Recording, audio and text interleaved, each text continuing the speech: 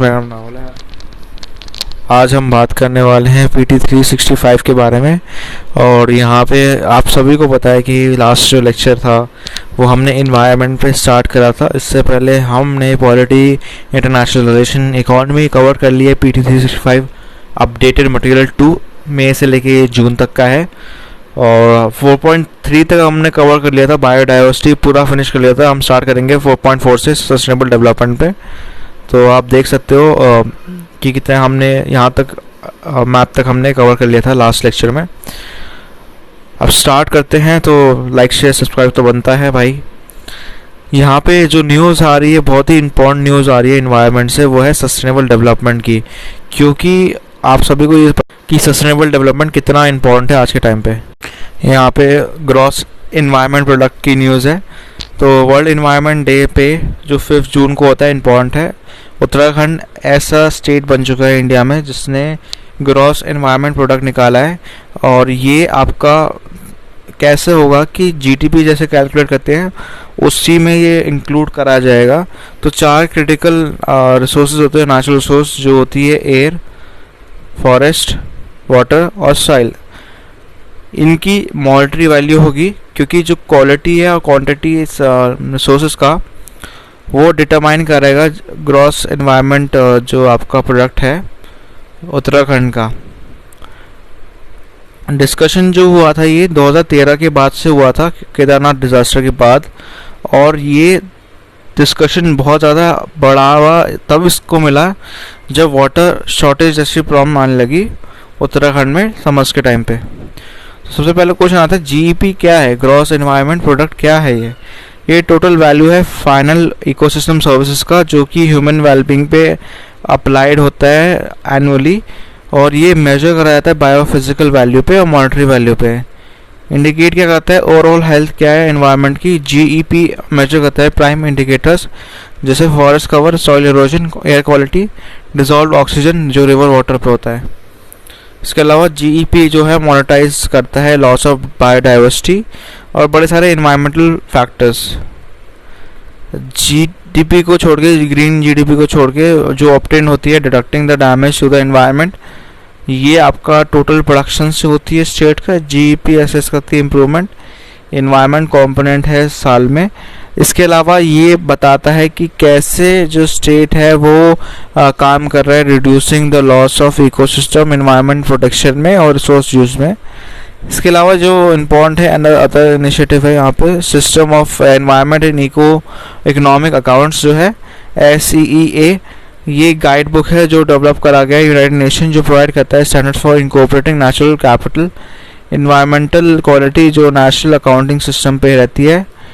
China 2004 से ही बड़ी सारी स्टडीज़ को एस्टिमेट कर रहा है cost of various types of environmental damage जो ऑफसेट करता है इकोनॉमिक ग्रोथ पे।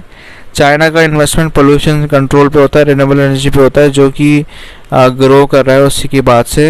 हैप्पी प्लैनेट इंडेक्स जो है ब्रिटिश न्यू इकोनॉमिक्स फाउंडेशन पे है, जो कि मेजर करता है नेशनल का वेलफेयर। कॉन्टेक्स्ट है इसका इन्वायरमेंटल सस्टेनेबिलिटी। भूटान का ग्रॉस नेशनल हैप्पीनेस जो है इन्वायरमेंटल प्रिजर्वेशन की बात करता है as one of the 4 policy objective. Sweden बड़ी सारी चीज़ें लाता है इन्वायरमेंटल इंडिकेटर्स, जैसे एमिशन वेस्ट हो गया, एज पर गवर्नमेंट पॉलिसी जो अचीव करता है सस्टेनेबल डेवलपमेंट पे। इसके अलावा यहाँ पे GDP और GEP जो है इम्पोर्टेंट है। यहाँ पे आप देखो तो एग्जांपल दे रखे हैं GDP का, माइनिंग, मैन्युफैक्चरिंग जो चीज़ें होती हैं आपकी, कंस्ट्रक्शन हो गया, ट्रांसपोर्टेशन हो गया। और यहाँ पे जो कॉमन एरिया है GEP और GDP में वो है agriculture, forestry, fishing, recreation, tourism, hydro power.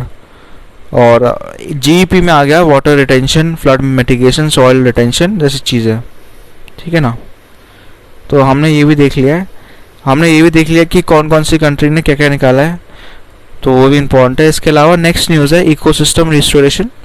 United Nation Environment Programme ने पब्लिश करा है इकोसिस्टम रेस्टोरेशन, जो कि लोगों के लिए, नेचर के लिए और क्लाइमेट के लिए है। इसके अलावा जो रिपोर्ट पब्लिश करी गई है एसोसिएट करते हैं फूड एंड एग्रीकल्चर ऑर्गेनाइजेशन, जो कि UN डेकेड पे बात करता है इकोसिस्टम रेस्टोरेशन 2021 से लेकर 2030 तक। इकोसिस्टम रिस्टोरेशन जो है एसेस करता है रिकवरी ऑफ इकोसिस्टम जो कि डिग्रेड करते हैं, डिस्ट्रॉय करते हैं, कंजर्व करती है इकोसिस्टम जो इंटैक्ट है। इसके अलावा की फाइंडिंग की अगर हम बात करें तो ये इक्विवेलेंट है 1.6 अर्थ के लिए जो मेंटेन करती है current way of life. Ecosystem keep up करता है डिमांड के साथ। हर साल इकोसिस्टम सर्विसेज जो है मोर देन 10% है ग्लोबल इकोनॉमिक आउटपुट पे जो ख़त्म हो जाती है। अराउंड 1/3 जो है वर्ल्ड का फार्म लैंड डिग्रेडेशन है, जिसमें से 87% जो है इनलैंड वेटलैंड जो वर्ल्ड वाइड है वो डिसअपियर हो गया था 1700 से। इसके अलावा 1/3 जो कमर्शियल फिश स्पीशीज़ है वो ओवर एक्सप्लॉयटेड हो गया है। डिग्रेडेशन अफेक्ट करता है वेलबिंग ऑफ सॉइल जो वर्ल्ड की पॉपुलेशन है।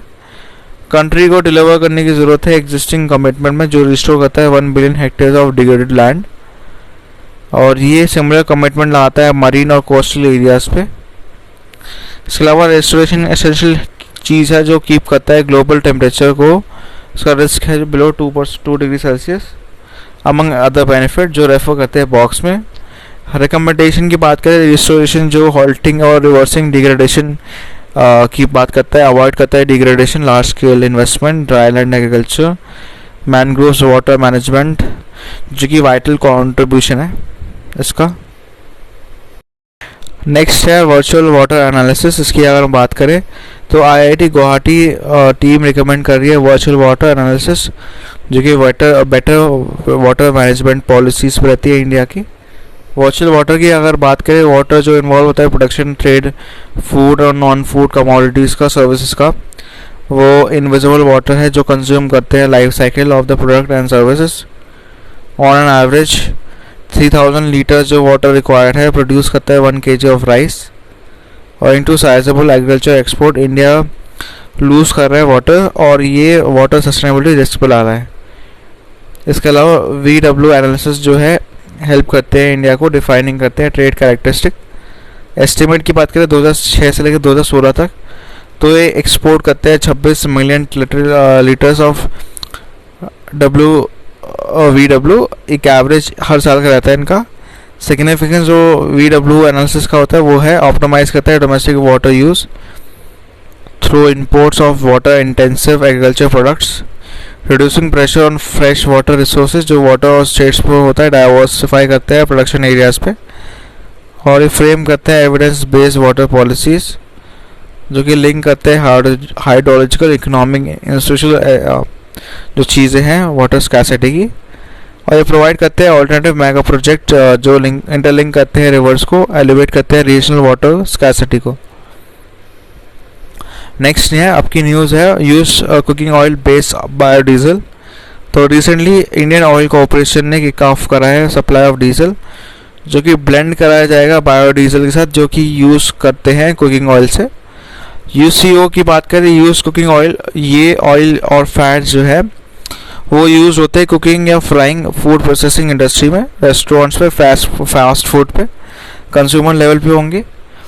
UCO जो है आपका फैट्स पे ही रहेगा, और ये ग्रीसेस जो है प्रीवियसली जो यूज़ होता है कुकिंग और फ्राइंग ऑपरेशन में होता है। UCO एक इम्पॉर्टेंट सोर्स है रॉ मटेरियल का जो प्रोड्यूस करता है बायोडीजल का। ये जो सोप है, कॉस्मेटिक है, कुकिंग ऑयल है और एनिमल फीड है, ये भी इसका यूज़ करता है। इसके अलावा जो बेनिफिट है बायोडीजल जो UCO से बनता है, कट रिलायंस इंपोर्ट करता है, रिड्यूस करता है कार्बन एमिशन और रीच करता है टारगेट 5% का बायोडीजल ब्लेंडिंग से, डाइवर्ट करता है अनहेल्दी यूज ऑयल जो कि बायो फूड चेन से होता है, और मोर प्रोडक्टिव पर्पस होती है, प्रमोट करता है सर्कुलर इकोनॉमी, प्रिवेंट करता है क्लोइंग ऑफ ड्रेन्स जो कि डिस्टार्टेड UCO में होता है। इसके अलावा फ्राइंग और सेवरल प्रॉपर्टीज़ जो ऑयल की है वो ऑल्टर करी जाती है। टोटल पोलर कंपोनेंट जो है फॉर्म्ड होते हैं रिपीटेड फ्राइंग पे। टॉक्सिसिटी जो कंपोनेंट्स की एसोसिएट करते हैं सेवरल डिजीजेस पे, जैसे हाइपरटेंशन हो गया और अल्जाइमर्स होगी। इसके अलावा इनिशिएटिव क्या है UCO के, 2019 में मिनिस्ट्री ऑफ पेट्रोलियम और नेचुरल गैस स्टील ने हेल्थ और फैमिली वेलफेयर के साथ, साइंस एंड टेक्नोलॉजी के साथ, अर्थ साइंस के साथ इनिशिएट करा है expression interest for procurement of biodiesel produce जो यूसीओ पे होता है। इसका एम है कि क्रिएट करता है इकोसिस्टम कलेक्शन और कन्वर्जन यूसीओ का बायोडीजल पे, डेवलप करता है एंटरप्रेन्योरशिप अपॉर्चुनिटीज़। इसके अलावा इस इनिशिएटिव के अंडर ओएमसी जो है ऑफर करता है पीरियोडिकली इंक्रीमेंट करता है प्राइस को, जो कि गारंटी करता है 5 साल के लिए और एक्सटेंड करता है गारंटी को 10 साल के लिए और प्रोस्पेक्टिव एंटरप्रेन्योरशिप करता है। इसके अलावा नेशनल पॉलिसी जो है बायोफ्यूल 2018 इंकरेज करता है सप्लाई चेन मैकेनिज्म जो बायोडीजल प्रोडक्शन के लिए होता है।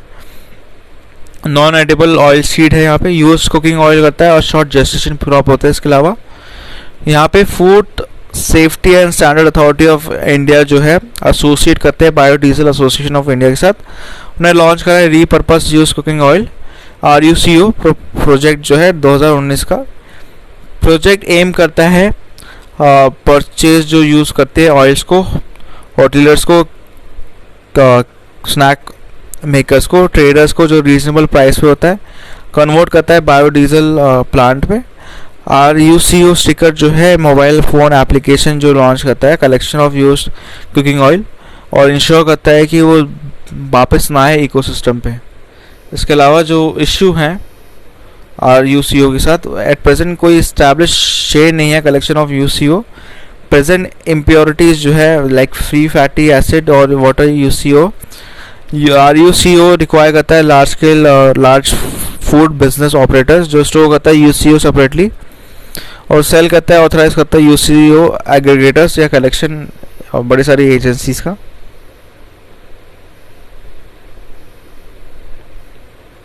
ऑर्गेनिक फार्मिंग नेक्स्ट न्यूज़ है, उसमें न्यूज़ में क्या है 14,491 हेक्टर्स जो है एरिया अंडमान निकोबार में वो सर्टिफाइड है as a organic under large area certification LAC scheme जो है पार्टिसिपेटरी गारंटी स्कीम के साथ है और सर्टिफिकेशन प्रोग्राम है जो कि फर्स्ट लार्ज कंटिजियस टेरिटरी है जो सर्टिफाई कर दिया जाती है। इसके अलावा LAC की बात करें एक यूनिक क्विक सर्टिफिकेशन प्रोग्राम है जो हार्नेस करता है potential areas of organic farming India में। ये लॉन्च किसके द्वारा हुआ है? Department of agriculture and farmers welfare है फ्लैगशिप स्कीम के अंडर, परंपरागत कृषि विकास योजना के अंडर। LAC के अंडर हर विलेज में जो एरिया है वो कंसिडर किया जाता है क्लस्टर या ग्रुप। सिंपल डॉक्यूमेंटेशन मेंटेन करते हैं विलेज वाइज पे। जितने भी फार्मर्स है फार्मलैंड या लाइफ स्टॉक वो अडेयर करते हैं स्टैंडर्ड रिक्वायरमेंट और ये सर्टिफाई होते हैं और सर्टिफिकेट मिलता है मास without a need to go under conversion period. इसके अलावा सर्टिफिकेशन रिन्यूएबल बेसिस पे होता है, एनुअल बेसिस पे होता है, रिन्यूड होता है एनुअल बेसिस पे। एनुअल वेरिफिकेशन के साथ जो प्रोसेस है पीयर अप्रेजल पे होता है as per the process of PGS India. Organic farming की बात करें तो FPO जो है ऑर्गेनिक एग्रीकल्चर एक यूनिक प्रोडक्शन मैनेजमेंट सिस्टम है जो प्रमोट करता है एनहांस करता है एग्रो इकोसिस्टम हेल्थ, जिसमें बायोडाइवर्सिटी बायोलॉजिकल साइकिल्स आती है, सोशल बायोलॉजिकल एक्टिविटी आती है, अकॉम्प्लिश करती है farm agronomic biological mechanical methods जो है एक्सक्लूड करते हैं सिंथेटिक ऑफ फार्म्स इनपुट्स। इसके अलावा ऑर्गेनिक प्रोडक्ट्स जो है ग्रो होते हैं under system of agriculture without the use of chemicals और पेस्टिसाइड जो इन्वायरमेंटली और सोशली रिस्पॉन्सिबल अप्रोच के साथ है। इसके अलावा जो की कैरेक्टरिस्टिक है ऑर्गेनिक फार्मिंग के ये कुछ इस प्रकार है। पहला है मेंटेनिंग ऑर्गेनिक मैटर लेवल और इंकरेज करते हैं सॉइल बायोलॉजिकल एक्टिविटी सॉइल में। इसके अलावा यहाँ पे रिलेटिवली इंसॉल्युबल न्यूट्रिएंट सोर्सेस हैं जो कि अवेलेबल हैं प्लांट को by the action two of soil micro organism. इसके अलावा नेक्स्ट है effective recycle of organic material जिसमें क्रॉप रेजिड्यू आते हैं, लाइफ स्टॉक मैन्योर्स आते हैं। नेक्स्ट है आपका वीड डिजीज़ और pest weed disease and pest control. ये रिलाई करता है प्राइमरी क्रॉप रोटेशन में, नेचुरल प्रेडेटर्स पे और डाइवर्सिटी जो है। इसके अलावा एक्सटेंसिव मैनेजमेंट है livestock and animal welfare के इश्यूज जो है with respect to nutrition, housing, health, breeding and rearing. इसके अलावा केयरफुल अटेंशन है इम्पैक्ट ऑफ फार्मिंग सिस्टम जो वाइडर इन्वायरमेंट पर रहता है, conservation of wild life and natural habitat भी रहता है। इसके अलावा गवर्नमेंट ने बड़े सारे इनिशिएटिव निकाले हैं जो प्रमोट करते हैं ऑर्गेनिक फार्मिंग इंडिया में। तो पहले ये देख लेते हैं फिर बेनिफिट देख लेंगे। पहला गवर्नमेंट स्कीम है वो है परंपरागत कृषि विकास योजना। ये पार्ट है mission of sustainable agriculture, national mission of sustainable agriculture का है ये, NMSA। स्कीम के अंडर ऑर्गेनिक फार्मिंग जो है प्रमोट होगी through adoption of organic villages, जो क्लस्टर अप्रोच के बेसिस पे रहेगी, और पार्टिसिपेटरी गारंटी सिस्टम के थ्रू होगी जिसमें एक सर्टिफिकेशन मिलेगा। इसके अलावा mission organic value chain development north east region भी होगा, MOVCD, एक सेंट्रलाइज्ड सेक्टर स्कीम है जिसका एम है डेवलप करता है certified organic production value chain mode पे, जो लिंक करता है ग्रोअर्स विद कंज्यूमर्स और सपोर्ट करता है development of entire value chain. इसके अलावा सॉइल हेल्थ कार्ड की बात करें तो ये स्कीम इम्प्रूव करती है सॉइल हेल्थ का बाय प्रोवाइडिंग जो न्यूट्रिएंट्स होते हैं उनकी इन्फॉर्मेशन टू फार्मर्स, और इसकी वजह से डिक्लाइन आया है 8 to 10% केमिकल्स में, जो केमिकल यूज होते हैं एग्रीकल्चर में, और प्रोडक्टिविटी 5 से 6% की बढ़ी है। इसके अलावा यहाँ पे अगर बात करें तो एग्री एक्सपोर्ट पॉलिसी 2018 की है, जो कि फोकस करती है marketing promotion of organic agriculture products, जिसका फूड एड करता है ऑर्गेनिक फार्मिंग इंडिया में। ज़ीरो बजट नेचुरल फार्मिंग की अगर हम बात करें तो गवर्नमेंट एक्टिवली प्रमोट कर रही है ज़ीरो बजट नेचुरल फार्मिंग। एक मेथड है केमिकल फ्री एग्रीकल्चर का, जो कि ड्रॉ होता है ट्रेडिशनल इंडियन प्रैक्टिस से। इसके अलावा बेनिफिट जो है ऑर्गेनिक फार्मिंग की, उसमें है आपका हेल्दी फूड जो है। ऑर्गेनिक फार्मिंग में जो चीज़ें होती है वो ज़्यादा अच्छी होती हैं, और यहाँ पे कुछ हायर होते हैं कि एरियाज़ में, जैसे एंटीऑक्सीडेंट कैपेसिटी ज़्यादा होती है और टोटल पॉलीफिनोल्स ज़्यादा होते हैं। इसके अलावा इकोलॉजिकल बेनिफिट भी है, सॉइल क्वालिटी बढ़ती है, लो इंसिडेंस होते हैं पेस्ट के, और पोल्यूशन को कम करती है। फिर आपका यूज़ ऑफ रिसोर्सेज जो है एफिशिएंट होते हैं यहाँ पे, वाटर मैनेजमेंट अच्छा होता है, ऑर्गेनिक मैटर जो है इंप्रूव करता है वाटर इन्फिल्ट्रेशन और retention capacity, lower energy usage है इसमें, और इवेंचुअली इकोनॉमिक बेनिफिट भी है इसमें, इनकम बढ़ाती है, डिक्रीज करती है इनपुट कॉस्ट को, एम्प्लॉयमेंट अपॉर्चुनिटीज मिलती है यहाँ पे, लेबर इंटेंसिव फार्मिंग होती है, और इको टूरिज्म जैसी चीज़ें बढ़ती हैं। अब नेक्स्ट है सर्टिफिकेशन कन्फ्यूजन। ये एक इम्पॉर्टेंट चीज़ है कि जितने भी फूड हैं जो सोल्ड होते हैं एज ऑर्गेनिक इन इंडिया, चाहे वो फ्रेश हो चाहे वो पैकेज फूड हो, वो सर्टिफाइड होते हैं one of the two system के थ्रू, और ये बहुत ही बड़ा और एक्सपेंसिव चीज़ होती है। यहाँ पे national programme for organic production में हम देखें तो इम्पॉर्टेंट चीज़ है, पहला है ये अडॉप्ट हुआ था 2001 में ministry of commerce and industry के अंडर, जिसका बेसिकली था कि हमें एक्सपोर्ट करना है।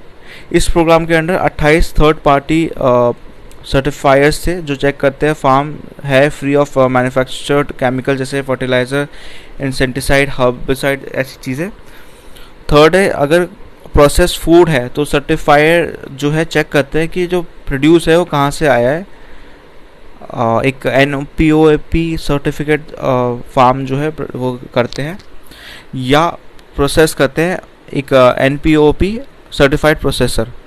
इसके अलावा सर्टिफाइड फूड जो है कैरी करते हैं इंडियन ऑर्गेनिक लोगो, और जो स्टैंडर्ड्स है रिकग्नाइज होते हैं, रिकग्नाइज हुआ है यूरोपियन कमीशन के द्वारा, अमेरिका की USDA, और फिर आपका स्विट्ज़रलैंड। ठीक है, इसके अलावा जो कैच है वो यहाँ पे पड़ता है कि जो थर्ड पार्टी सर्टिफिकेशन है वो एक्सपेंसिव होती है और उसको एनुअली रिन्यू करना पड़ता है। तो प्रोग्राम रिस्ट्रिक्ट है बड़ी कंपनीज के साथ ही।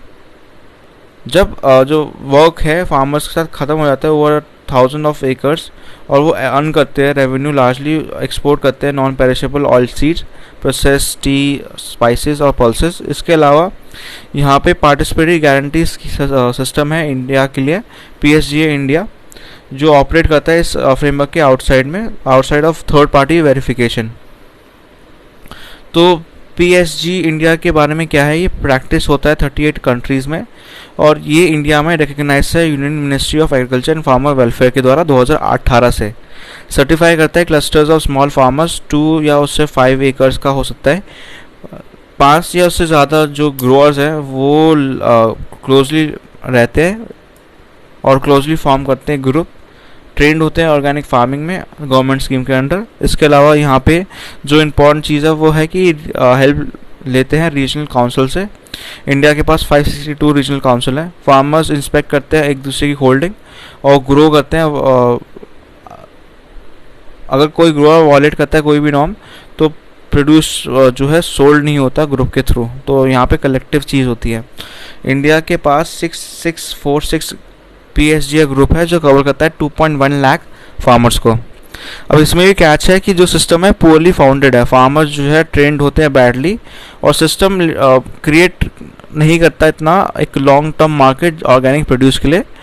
ऑल्सो PSGA रिकग्नाइज होता है US और यूरोपियन यूनियन के द्वारा, जो दो बड़ी मार्केट है ऑर्गेनिक फूड की। सो जितने भी स्मॉल फार्मर्स है वो सेल नहीं कर सकते अब्रॉड अपना प्रोड्यूस, और वो सेल नहीं कर सकते food to NPOP certified processor को भी। इसका मतलब उनके पास बहुत ही कम इंसेंटिव रहता है ऑर्गेनिक में। आखिरी न्यूज़ है जिसको हम कवर कर रहे हैं, इसके बाद हम ख़त्म कर देंगे, वो है मिसलेनियस या इम्पॉर्टेंट न्यूज़ जो है जो सुर्खियों में रही है। पहला है IREDA बैग्स ग्रीन ऊर्जा अवार्ड।